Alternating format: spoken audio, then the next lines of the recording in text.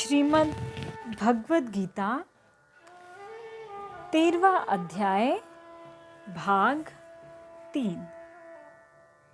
पुरुष किसमें हेतु होता है महाराज? पुरुष तो सुख दुख के भोक्तापन में ही हेतु होता है। पुरुष भोक्तापन में हेतु कब बनता है भगवान? पुरुष में प्रकृति में स्थित होने से, उसके साथ अपना संबंध मानने से ही पुरुष गुणों का भोक्ता बनता है और गुणों का संग होने से ही वह ऊंच नीच योनियों में जन्म लेता है। उस पुरुष का स्वरूप क्या है भगवान? वह पुरुष प्रकृति के कार्य शरीर के साथ संबंध रखने से उपद्रष्टा, उसके साथ मिलकर सम्मति देने से अनुमंता, अपने को उसका भरण पोषण करने वाला मानने से भर्ता, उसके संग से सुख दुख भोगने से भोक्ता और अपने को उसका मालिक मानने से महेश्वर बन जाता है। परंतु स्वरूप से वह पुरुष परमात्मा कहा जाता है। वह इस शरीर में रहता हुआ भी वास्तव में शरीर के संबंध से रहित ही है। इस तरह प्रकृति और पुरुष के स्वरूप को जानने से क्या होता है भगवान? इस तरह गुणों के सहित प्रकृति को गुण रहित पुरुष को जो मनुष्य ठीक ठीक जान लेता है, उसका सब तरह से शास्त्र विहित बर्ताव, कर्तव्य कर्म करते हुए भी फिर जन्म नहीं होता, अर्थात वह जन्म मरण से मुक्त हो जाता है। उस पुरुष को जानने का और भी कोई उपाय है क्या भगवान? हाँ है। कई पुरुष, कई मनुष्य ध्यान योग के द्वारा, कई सांख्य योग के द्वारा और कई कर्म योग के द्वारा अपने आप में अपने स्वरूप को जान लेते हैं। और भी कोई सरल उपाय है क्या भगवान? हाँ है। जो मनुष्य ध्यान योग, सांख्य योग और साधनों को नहीं जानते, केवल जीवन मुक्त महापुरुषों की आज्ञा के परायण हो जाते हैं, वे भी मृत्यु को तर जाते हैं, अर्थात मुक्त हो जाते हैं। वे मृत्यु को कैसे तर जाते हैं भगवान? हे भरतवंशियों में श्रेष्ठ अर्जुन, स्थावर और जंगम जितने भी प्राणी पैदा होते हैं, वे सभी क्षेत्र और क्षेत्रज्ञ के माने हुए संयोग से ही पैदा होते हैं, ऐसा तू समझ। इसलिए क्षेत्रज्ञ के साथ अपना संयोग न मानने से वे तर जाते हैं, जन्म मरण से मुक्त हो जाते हैं। इस संयोग से छूटने के लिए मनुष्य को क्या करना चाहिए भगवान? दो बातें करनी चाहिए मनुष्य को।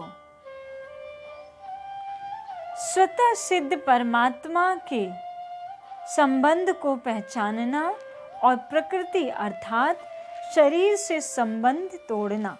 विषम संसार में जो समरूप से स्थित है और नष्ट होने वालों में जो अविनाशी रूप से स्थित है तथा जो परम ईश्वर है, ऐसे अपने परम स्वरूप को जो देखता है, वही वास्तव में सही देखता है, अर्थात उसको वास्तविक स्वरूप का अनुभव हो जाता है।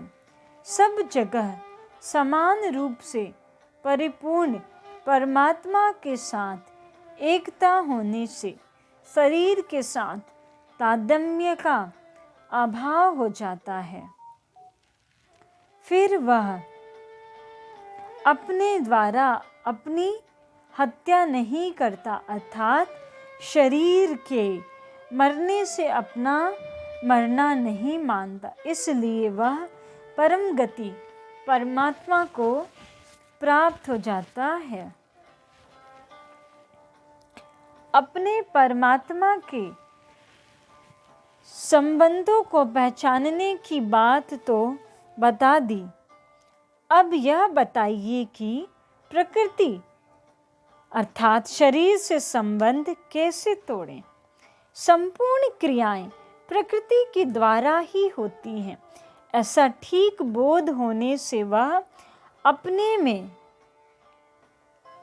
कर्तव्य के अभाव का अनुभव करता है तथा जिस समय वह संपूर्ण प्राणियों के अलग अलग भावों शरीरों को एक प्रकृति में ही स्थित और प्रकृति से ही उत्पन्न देखता है, उस समय वह ब्रह्म को प्राप्त हो जाता है। फिर उसका प्रकृति के साथ संबंध नहीं रहता। ऐसा क्यों होता है भगवान? हे कुंती नंदन, यह पुरुष स्वयं अनादि और गुण रहित होने से स्वयं अविनाशी परमात्मा स्वरूप ही है।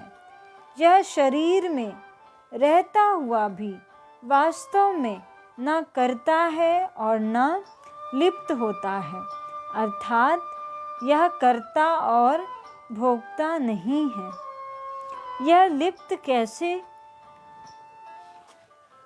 नहीं होता है?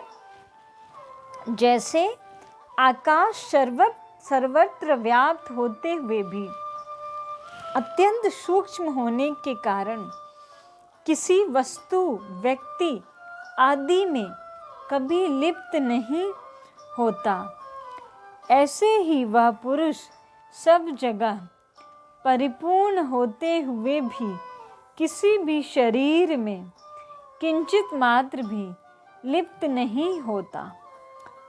यह पुरुष कर्ता कैसे नहीं बनता भगवान?